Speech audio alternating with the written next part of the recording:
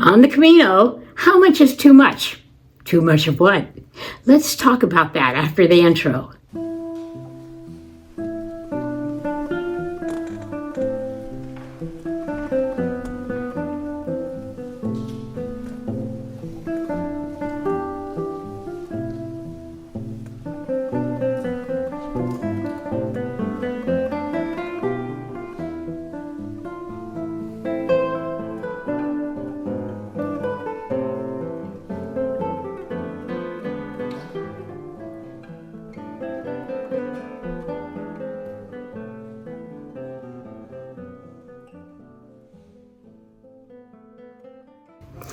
Let's face it, you're walking your Camino and everything is so good. You just want to go and do and take in everything.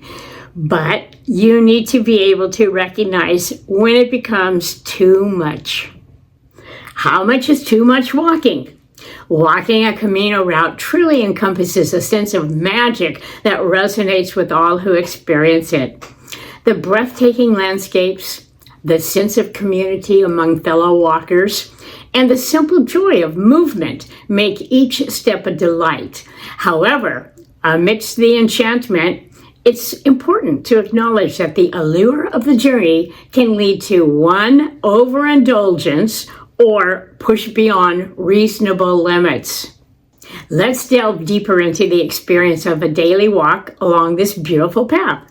On average, a healthy adult walks at a pace ranging from about 3 to 3.5 miles per hour.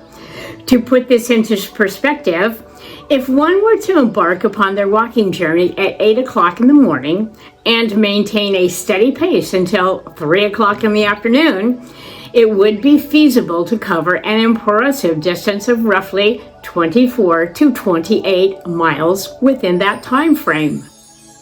Of course, this calculation is based on ideal conditions: a flat terrain without any challenging inclines, pleasant weather without interruptions, and no breaks for rest or nourishment. In reality, walkers often encounter varied landscapes, take necessary pauses to soak in the surrounding, and to attend to physical needs. These factors can significantly affect the total distance covered in a day. Thus, while the potential for a distance seems enticing, it's vital to listen to your body and embrace a balanced approach to walking this extraordinary route. How much is too much? Drink.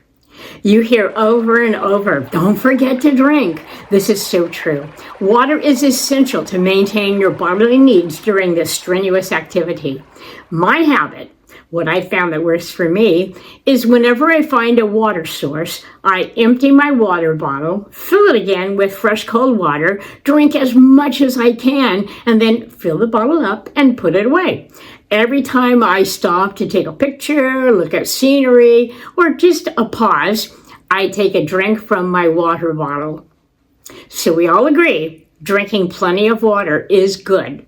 But what about sodas, energy drinks, wine, beer? Let's first talk about the sodas. You know, those sugar-filled, fully leaded, carbonated drinks? 1 can of soda can contain up to 39 grams of sugar, which is way more than the recommended daily intake. Some people believe that the instant sugar boost provided by the sugar in soda can help fuel their body for the trek. But is that really the case? When you consume sugar, your body converts it into glucose, which is used as fuel for your muscles during the exercise. This can provide a quick burst of energy. However, the downside of consuming sugar during a heavy workout is that it can lead to a crash later on. Your blood sugar levels can spike and then drop rapidly, leaving you feeling tired and sluggish. So while soda drinks may provide a temporary energy boost, they may not be the best choice for sustained endurance during your day. Another factor to consider when it comes to soda drinks during exercise is hydration. Soda drinks contain caffeine and carbonation, both of which can act as a diuretic and lead to dehydration.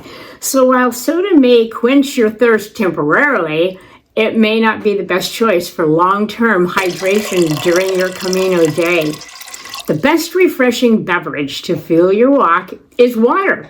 It's free, it's plentiful, and the easiest way to hydrate your body for optimal performance. Another good option is sports drinks that are specifically formulated to replenish electrolytes during exercise. Coconut water is another excellent option, as it is packed with potassium and natural sugars that can help sustain your energy levels during your walk. Now let's talk about our love for Spanish wine and beer. Let's hypothesize you've had a lovely Camino day. You've checked into your lodging, cleaned up, and are ready to head to the neighborhood bar and enjoy an alcoholic beverage.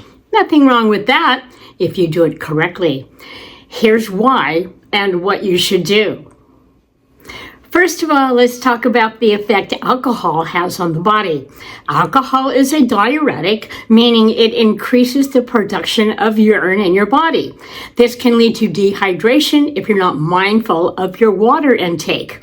Now, add exercise into the mix, and the effects can be even more pronounced. During your Camino day, your body produces sweat to cool itself down, leading to fluid loss. If you put alcohol into your body, it will inhibit the production of vasopressin, which is a hormone that helps your body retain water. So not only have you lost fluids through the sweat, but you're also not holding on to the water you do consume. Additionally, dehydration compounded with alcohol can lead to a massive hangover the next morning. So here is what I do so that I can stay hydrated and still enjoy the lovely wines of Spain. It begins in the morning as I ritually consume plenty of water before I begin my walk. I try to stay as hydrated as possible throughout the day. When I get into town, clean up, and head out for that first lovely glass of wine, I also order a large glass of water and ice. I begin by drinking my wonderful cold water. Then, as I enjoy sipping my wine, I also continue drinking my water. If I order another glass of wine, I will also order another large glass of water. This works for me. As long as I keep hydrated with water, I find that a glass or two of wine in the evening is fine. How much is too much food? The foods of Spain are truly wonderful. I'm sure we can all agree on that. The abundance of delicious dishes waiting for you in every village, town, and city is incredible. From hearty Spanish tapas to refreshing glasses of Rioja wine, the Camino offers a culinary experience like no other. However, as the saying goes, too much of a good thing can sometimes be, well, too much. As you make your way along the various routes of the Caminos, you'll encounter a wide array of gastronomic delights that showcase the rich culinary traditions of each region you pass through. From the pinchos of the Basque Country to the popo a la gallega of Galicia, each province offers its own unique flavors and specialties. However, each meal carries the risk of overindulgence. The temptation to try a little bit of everything can quickly lead to a stomachache or food coma, especially for pilgrims who may not be accustomed to such lavish meals daily. After all, walking an average of more than 15 miles a day burns off a lot of calories, but that doesn't mean you should treat each meal as a free pass to feast without consequences. While enjoying the culinary delights of the Caminos is undoubtedly one of the highlights, there are some downsides to overindulging along the way. For starters, overeating can cause sluggishness and discomfort during the day's walk, making it harder to complete each stage of the journey. Furthermore, excessive eating can take a toll on your budget. Although food on the Camino is generally affordable, dining out at restaurants and cafes can add up quickly. By being mindful of portion sizes and choosing healthier options when possible, pilgrims can save money and avoid the pitfalls of overeating. Finding the right balance when it comes to food on the Camino is essential for maintaining energy, staying healthy, and enjoying the journey to the fullest. Here are some tips for pilgrims who want to indulge in the culinary offerings of the Camino without going overboard. Start the day with a hearty breakfast. Fuel up in the morning with a nutritious breakfast to give you the energy needed for the day's walk. Opt for foods that are high in protein and complex carbohydrates, such as eggs, whole grain bread, and yogurt. Pack healthy snacks. Instead of relying solely on restaurants and cafes for meals, bring along some portable snacks like nuts, fruits, and energy bars to keep you satisfied between stops. This can help prevent the temptation to overeat when you sit down to eat. Listen to your body. Pay attention to your hunger cues and eat when you're truly hungry, not just because it's mealtime or because you want to try every dish on the menu. Stop eating when you're satisfied, even if there's still food left on your plate. Stay hydrated. Drink plenty of water throughout the day to avoid fatigue. Limit your intake of sugary drinks and alcohol, which can dehydrate you and leave you feeling even more tired. Embrace the local cuisine. While it's important to be mindful of portion sizes and nutritional quality, don't be afraid to try new foods and flavors that are unique to the region you're passing through. Just remember, moderation is key. How much is too much? Museums, cathedrals, and exhibits. Spain is a magnificent land rich with museums and cathedrals, from the stunning Prado in Madrid to the breathtaking Sagrada Familia in Barcelona. With such a diverse array of cultural gems to uncover, it's a true delight for any pilgrim. Yet, it's important to approach these experiences with mindfulness.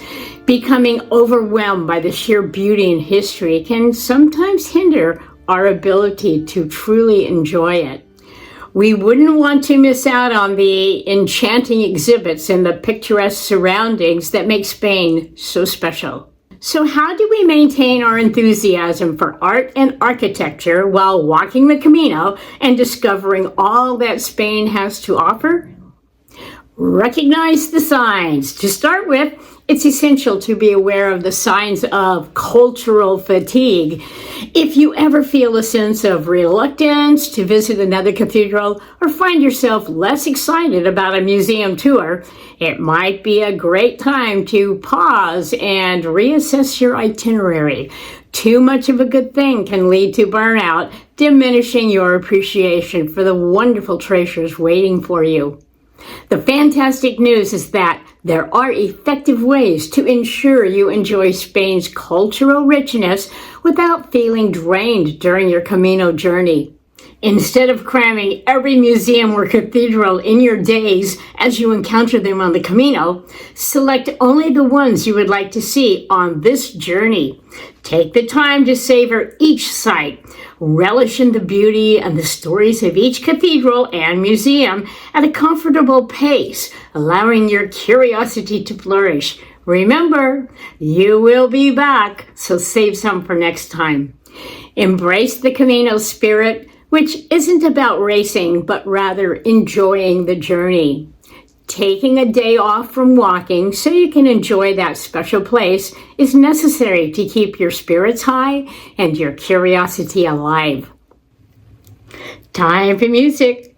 The music I've selected for this video is Somewhere Over the Rainbow, which was first made popular in the movie The Wizard of Oz and sung by Judy Garland.